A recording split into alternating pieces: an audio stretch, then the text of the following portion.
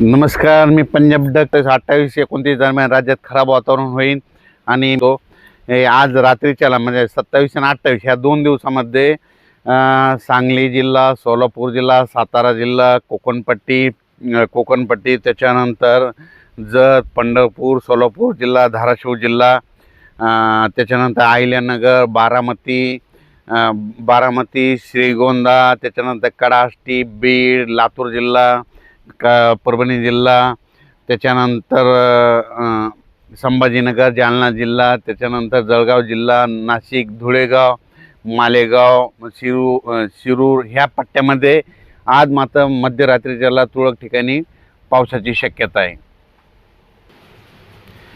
पण हे पाऊस सर्वदूर पडणार नाही. त्याच्यानंतर हे पाऊस पुन्हा आज मध्यरात्रीच्याला आणि उद्याच्याला बुलढाणा जिल्हा, मेकर, लोणार, रिसोड ह्या पट्ट्यामध्ये, त्याच्यानंतर खामगाव, घाटाच्या खाली नांदुरा, बुलढाणा, त्याच्यानंतर परतवाडा, बुरहानपूर, मध्य प्रदेश मध्ये ह्या पट्ट्यामध्ये काय होणार, आज रात्रीच्या आणि उद्याच्याला तुरळक ठिकाणी काही ठिकाणी आज पाऊस येईल, कुठं थेंब येतील म्हणून हा अंदाज लक्षात द्यायचा. सर्वदूर पडणार नाही, पण आज ह्या पट्ट्यामध्ये मात्र रात्रीच्याला पाऊस येणार आहे म्हणून हा अंदाज लक्षात द्यायचा.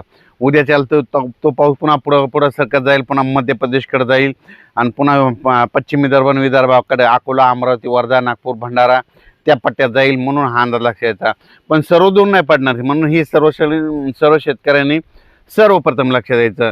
फक्त भाग बदलत आहे, तुरळक ठिकाणी पडणार आहे, म्हणजे मोजक्या ठिकाणी पडलेला असेल म्हणून हा अंदाज लक्षात यायचा. त्याच्यानंतर इकडं अहिल्यानगरकडे शिर्डी, त्याच्यानंतर आता बारामती ह्या पट्ट्यात देखील काय होणार आहे, आज मध्यरात्रीचा चांगले थेंब देखील येणार आहे. वीट उत्पादकांना सांगू इच्छितो, तुम्ही दुपारनंतर तुम्ही तुमच्या विटा झाकून घ्या.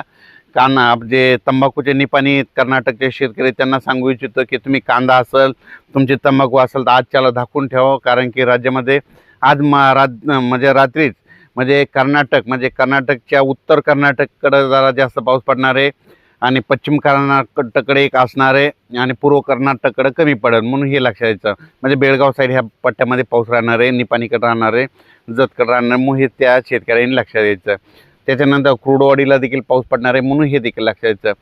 पण राज्यात सांगायचं झालं तर हा पाऊस सर्वदूर नाही, फक्त मी म्हटलं होतं वातावरण खराब होणार आहे आणि काही ठिकाणी पाऊस पडणार आहे म्हणून सर्वप्रथम हा अंदाज लक्षात द्यायचा.